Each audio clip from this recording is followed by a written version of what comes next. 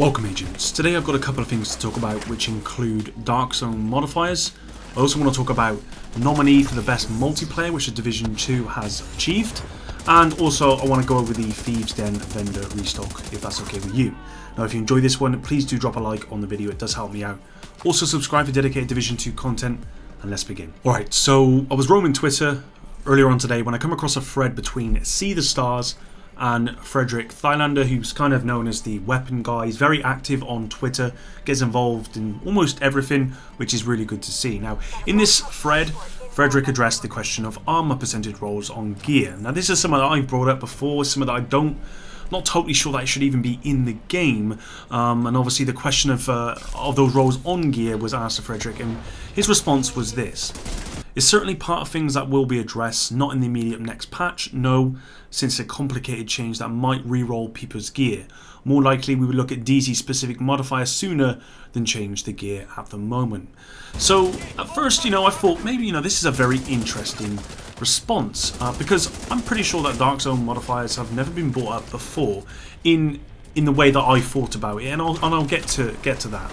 Now at first I thought maybe he meant, Dark Zone perks, because we have a set of Dark Zone perks. They don't really do a whole lot. No one really cares about them. So, no, I don't think that's the case. Now, I'm probably reaching here. I know that. But what would you guys say to specific Dark Zone modifiers, like what we got with global events from the Division, where you'd go into the Dark Zone, a specific thing would be applied, and that would happen for a period of time, maybe for a week, maybe for 24 hours. It might rotate. Who knows? I think it could just add an interesting twist to the whole Dark Zone experience, which does need a twist. It does need some livening up a little bit, I think.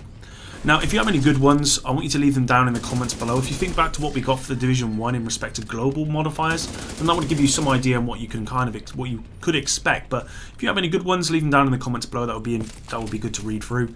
Now I appreciate I've probably got my speculation hat on here, which you guys are probably familiar with if you've been following me since the Division 2 even came out. But I probably think that Frederick Thylander was actually referring to modifiers that already exist in the Dark Zone. Like the PvP modifiers, for example. He's probably talking about adjusting those modifiers first.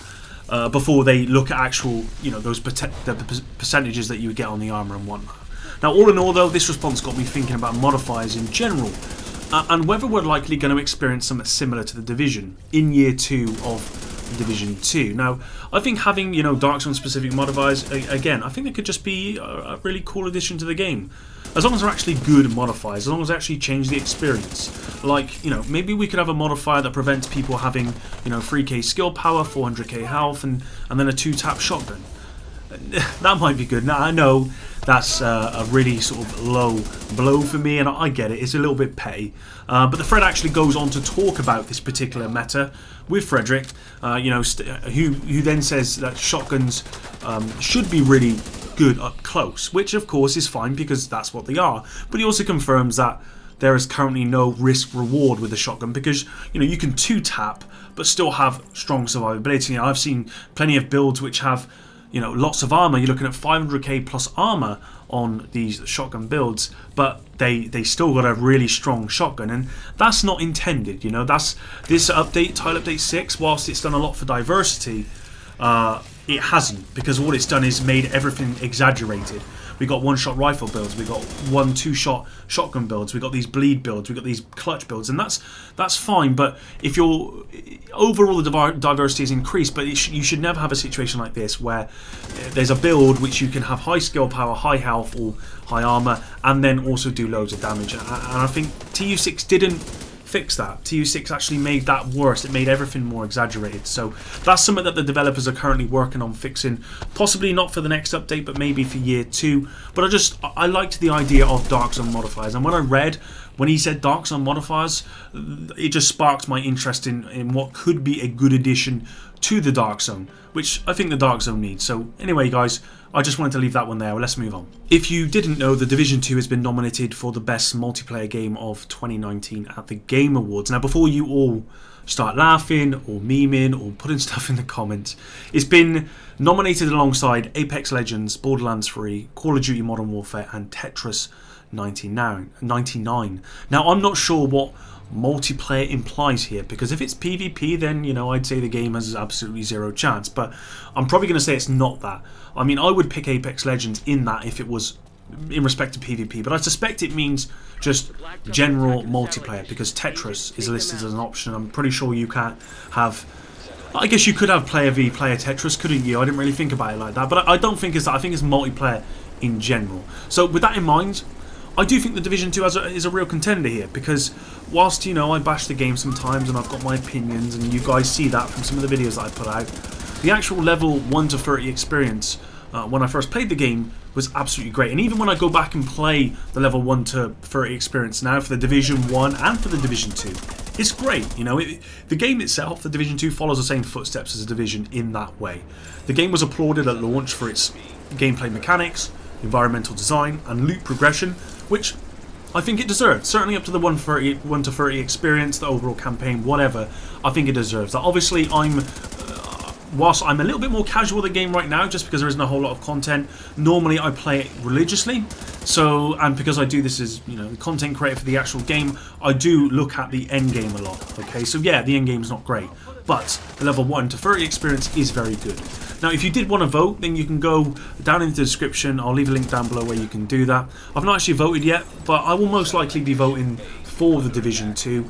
And I know, like I said, I know sometimes I moan, but that's just because I'm passionate about ensuring the game can, you know, beat its demons and give us all the experience we deserve. And I'm sure, I'm almost 100% sure that the developers will do that in year 2. They are currently, I believe they're currently hiring for quite a lot of jobs within, not a lot, but a few jobs for the game. So we know for sure that they're hiring people to do content for year 2, and that's good to hear, because obviously the worrying thing is that the game gets so low that we don't really get a year 2 or year 3, but I don't think that's the case. I think it's following the same footsteps as year 1, which means that for year 2 and year 3 we're going to get what pretty much what we all want. Okay, so if you want to go and vote for it, it'll be down in the description below. Head down there and pick wisely. Last but not least, and I just want to go over the Thieves vendor stock from today. Now, I haven't actually got into the Thieves vendor. I'm simply just going to go over what stuff he has to sell here, which you can find on the official Ubisoft website. So let's start. So we've got ongoing directive gloves, base armor of 21.6, attributes are 2% AR damage, 9% rifle damage, and we've got 1 offensive mod on there. We've also got true Patriot backpack, base armor of 45.3%, 9.5% crit chance, 3.5% weapon damage, and 21.9k health, which I think is actually a pretty good backpack. It's got restorative as a talent. It's got an offensive, defensive, and utility mod slot on there. We've got a hardwired holster, 28.9 base armor, 288 skill power, and 27.6k health with 2 utility mods. That's actually a pretty good holster because you get high health, and the skill power is a little bit on the low side, but that high health is pretty cool. We've got Negotiator's Dilemma gloves, 20.1k base armor, 22% hazard protection, and 200 skill power with 1 defensive mod. Tip of the Spear holster, 33.3 base armor, which I believe is quite high armor for a holster. 6% crit hit damage as well on there with offensive and utility as well mod.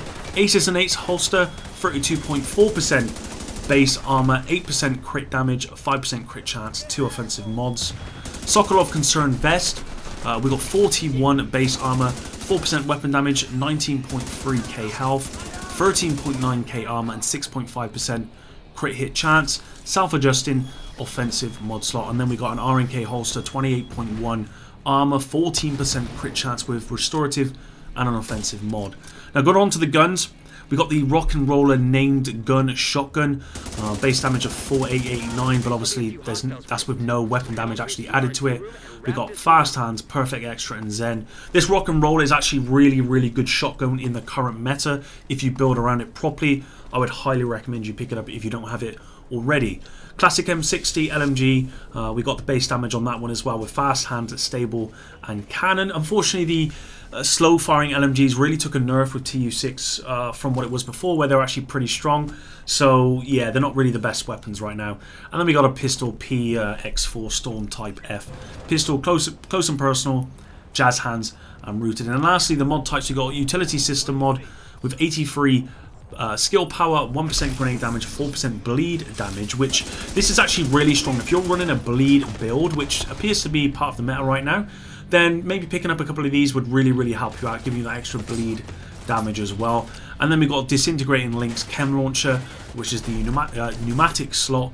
Skill power required 2566, and this gives you 6 ammo. So that's it for the vendor there. For me, the only pickups really this week are the Rock and Roller named gun, maybe the Aces and Eights holster on there, possibly just because of the high armor roll. No, sorry, the tip of the spear holster, possibly. And then I would definitely be picking up the Utility System Assist mod as well, especially with that bleed damage, which I think is going to be really good for any of you guys out there who are running bleed builds. So that's it for today's video, guys. If you did stick around to the end, I really do appreciate it.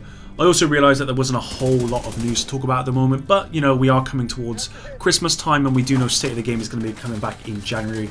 We're also going to be getting some patches coming shortly, which I will be covering, of course, so make sure you got notifications turned on. And then, of course, in January when State of the Game comes back, I'm sure we're going to hear a lot more about Episode 3, which I'm hoping we'll do better than Episode 1 and Episode 2, let's just say that. Anyway, thanks for all of your support. Till the next one, Epic out.